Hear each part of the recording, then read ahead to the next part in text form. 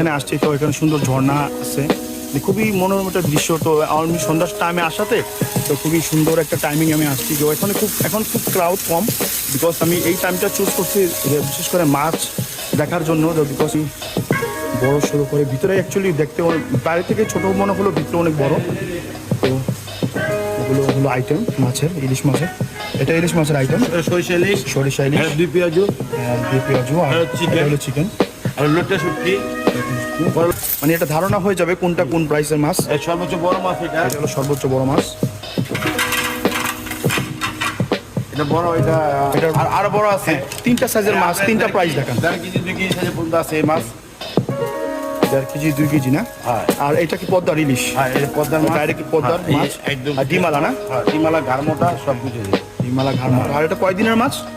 মানে আজকে কালকের পরশু দিনের কয়দিনের মাছ? 2-1 দিনের ব্যবধানের মাছ। বড় রেস্টুরেন্ট